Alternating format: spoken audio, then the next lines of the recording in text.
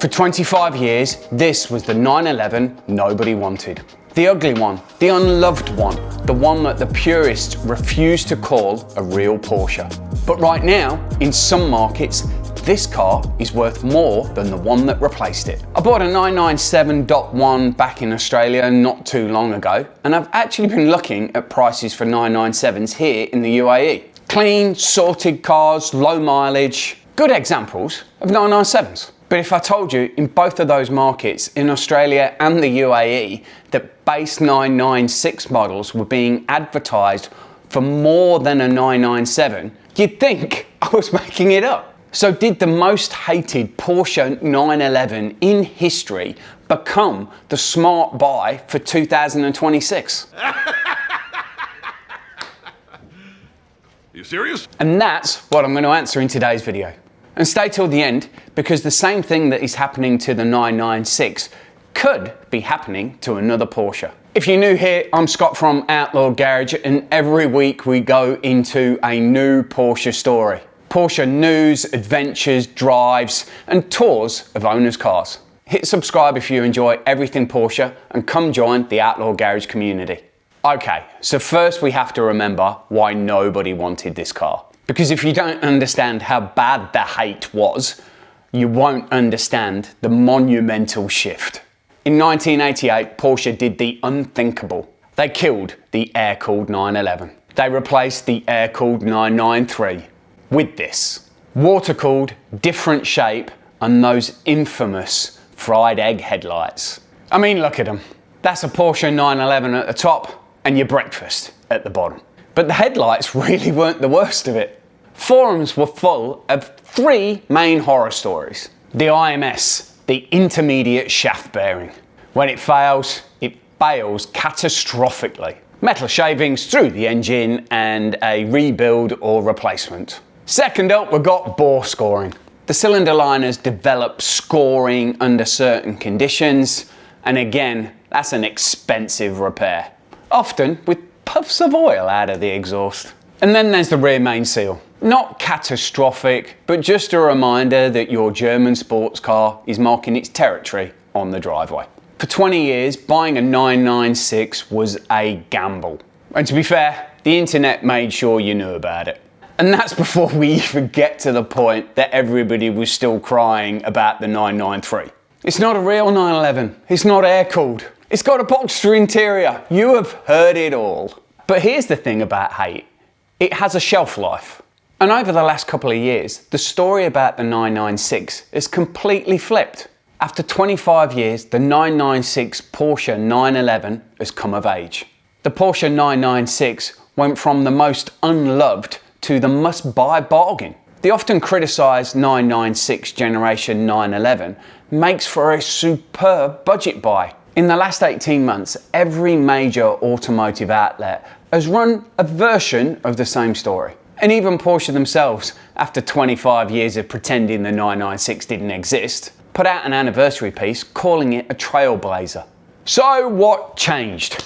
Three things changed. Firstly, let's face it, air-cooled prices went to the moon. A clean 993 is now a six-figure car. The 964 went bonkers with Singer, and if you want an air-cooled Porsche 911, you're spending real Porsche money. And the 996 became the affordable water-cooled version for somebody who wants to drive a Porsche 911. Secondly, just time. The generation that hated the 996 for not being a 993 have all just got older. And a whole new generation of buyers grew up looking at a 996 thinking that is what a classic Porsche 911 looks like, and now buying them.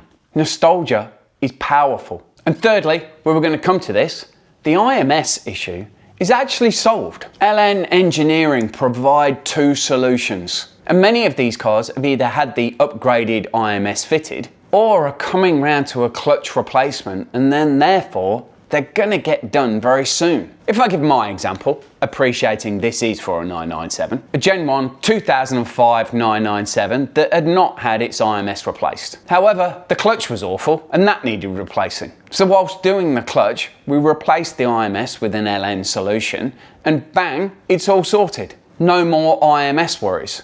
And I think that's what we're getting to with the 996. Either the IMS has been done, or people are buying these cars and knowing that a clutch has got to be done, therefore they'll do the IMS. And it just eliminates the problem. The IMS is not the horror story that it used to be. If you're doing a clutch, you're in there anyway. Just replace the IMS. Simple, job done, hit the road, no worries. So the biggest gremlin that the internet used to scare you about is solved. And I'll come back to why bore scoring is also less scary and probably has something to do with where you live. And this just isn't a vibe that there's a revival in the 996. The numbers are wild. Porsche 996 Carrera and Carrera 4 auction values up 40% over the last 12 months. 996 turbo values up 23%. 996 GT3 values, wow, have they gone up.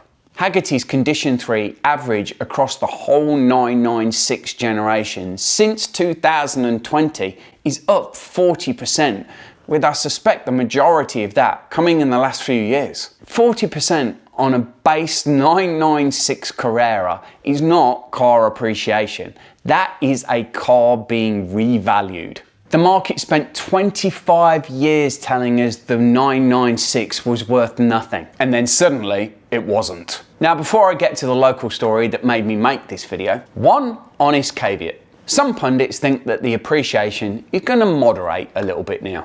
The explosive growth over 2024-25 doesn't mean that it'll continue at the same pace. However, that doesn't mean a reverse, and the floor has definitely moved. Okay, so now we'll get into my personal story in the market when looking at a Porsche 997 and seeing the 996 market. Earlier this year, I picked up a 997.1. Manual, clean car, what I really just wanted in my first water-cooled Porsche. It did need the IMS doing and a few little things tidying up on it, but a clean car with a chrono kit as well. Really happy with the price and picked that car up for 75,000 Australian dollars. Lovely little manual and drives brilliantly. And as some of you will know, I've been on the hunt for a daily driver. Now I'm back in the UAE and I've been tinkering with the idea of a 996 or a 997. 997s in the UAE generally float around the 55 to 70,000 Australian dollar mark. For that though, you're struggling to find a manual car. Most of them are either Tiptronic or PDK. Varying degrees of quality, but that's the kind of market that you're looking at. Just drifting off topic for a minute as well, Ks can really vary here. You can be looking at a car with 40,000 kilometers or 250,000 kilometers here. So you've really got to be prepared to negotiate and bargain. But let's get back to a 996. So I've been car hunting in the UAE, and that includes looking at buying local cars, but also shipping in and importing from Japan. So from buying a 997 in Australia and then looking at cars here in the UAE and Japan, it's been a bit of an eye-opener.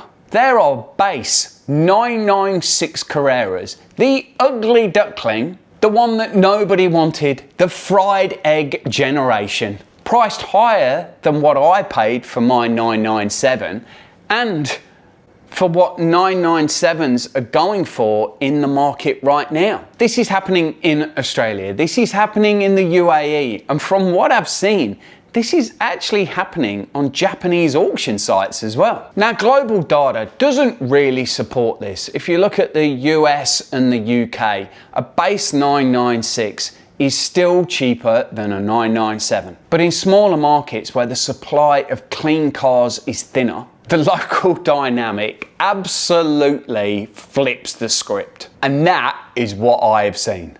It's not universal, but it's real. And it's a signal that the correction is running further and faster in some smaller markets than the global average is showing. So how do you fall in love with a car that everybody told you was ugly? Well, this is why. Let's look at a bulldog. Objectively, they are not the prettiest dog. Squash face, underbite, and a dog with an emotional face. But they're one of the most loved dogs in the world because character beats symmetry every time. The 996 is a bulldog. Fried egg headlights are not a flaw, they're a face, they're a character. They're the thing that make people who own these cars walk up to them with a smile. If you own a 996.1, my genuine advice is to embrace the fried egg. Don't 997 facelift a 996. Don't hide them, lean in. They're what makes the car this car. The 996 was called the unloved, ugly generation. But like the face of my Bulldog, the personality, the driving experience, and the face full of character, that's what turns haters into buying fans. And that is what's happening in the market right now. Now let's just go back a little bit and address two of the major concerns, because they are just not what they used to be. The IMS was genuinely a mad panic 20 years ago. But the reality is now that most 996s that are on the road have either had their IMS done or need a clutch done, and then therefore will have their IMS done in the future anyway. Plus, the IMS hasn't actually failed on those cars anyway. I would do it because it's just peace of mind, and I do a lot of driving, and I just don't want that niggle in the back of my mind. However, I needed the clutch done anyway, so I just did the IMS at the same time. Easy, and just not the mad panic everybody talked about it being. If you're buying a 996, you can either ask the seller if the IMS has been done, or a lot of the time they have a sticker that comes from LN Engineering and it's stuck in the logbook so you can see when the IMS was actually replaced. And then there's bore scoring, but this one is a little bit more interesting. Bore scoring is more common on cars that get short trips, live in cold environments, engines that don't get to full operating temperature regularly. In places like the UAE and Australia, it's a warm environment and climate. Engines get to temperature quickly and stay there. Bore scoring genuinely worried me when I was looking at a 997.1. So similar to a 996. I reached out to a couple of independent repair shops, and one of them told me that they'd only seen 1 or 2 cases in all the years that they'd been maintaining 996s. So that really didn't worry me. And if you are worried about it when you're buying a 996, you can get it inspected and you can do a bore scope. And I think that's partly why appreciation is running so hot on these cars. Owners and buyers have been running these cars for years and either have had no issues or have actually repaired issues like the IMS. Word gets around, confidence builds, and prices follow. Now, this isn't medical advice, investment advice, or mechanic advice. If you're buying a 996, it's easy to get a bore scope on a pre-purchase inspection. I would do that, but I don't think it's genuinely anything to worry about, but it just gives you that peace of mind when you're lying in bed at night. But most definitely, warmer climate cars carry less risk historically. All right, so if I've convinced you a 996 is a serious buy, here is my honest opinion on the variants. 996.1 Carrera, the OG fried egg. And I am absolutely a big fan of embracing those headlights. These for me have the most character. Prices are climbing, but they're still the entry point. Just buy a sorted one. 996.2 Carrera, the facelift. Better interior, but in my opinion, slightly less character. But a bit more approachable if you can't quite embrace the fried eggs. 996 Carrera 4S, wide hips and all-wheel drive. Bit of a sleeper look, but those wide hips on the 996 are absolutely brilliant. But I'm a big fan of those anyway, and prices are moving. The 996 turbo, and especially in a manual. Everybody knew this car was undervalued and prices have gone up 23%. Still, in my view, undervalued, and who doesn't love a manual turbo 911? There is a real price shift in these cars because these have the Metzger engine. They don't have the bore scoring or IMS issues, but it's just an epic car. 996 GT3 speaks for itself. And then there's the 996 GT2, and I have had the opportunity to be in a couple of these cars. Wow, what a widowmaker. So my pick for the smart money in 2026 is a bog standard base spec 996.1 Carrera manual. I'll probably look for one where the IMS has been done, but if it hasn't been done, don't worry about that. Do the clutch, do the IMS, get in it and drive it. And thinking about it, if you actually got it at a good price, I think I'd prefer to actually do the clutch and the IMS myself anyway, knowing that I've sorted it out and I've got all that life in the car. Get a good PPI, get it bore scoped, and just enjoy it. You can either use it for cars and coffees, drives and adventures, or just use it as a daily. It's a cool car, great value, and either that car is going to appreciate, or worst case, I genuinely think it might be free motoring. And I've mentioned my 997 and shopping around for a 997 in this video. Prices do seem to have somewhat stagnated on a 997. So with the push up of 996s, and we're also seeing a big price increase in Boxsters as well, are we at some point going to see a shift in the 997 market, especially for base cars that you can use as a daily driver? So keep an eye out and don't miss out, because the 997 might be the next car that takes a shift in the market. If you've enjoyed this video, hit subscribe. Let me know in the comments, have you seen this shift in the market? Do you think it is well deserved and about time? And if you're a 996 hater, also drop a comment. Let me know where you think I've gone wrong. I've also got my Artneun t-shirt on. More details about Artneun in the video description. One of the largest shows in Australia for Porsche, coming to you very soon. Check out the link in the description below. Make sure you head along to Artneun. New video dropping next week. Don't forget to subscribe, and I will see you very soon.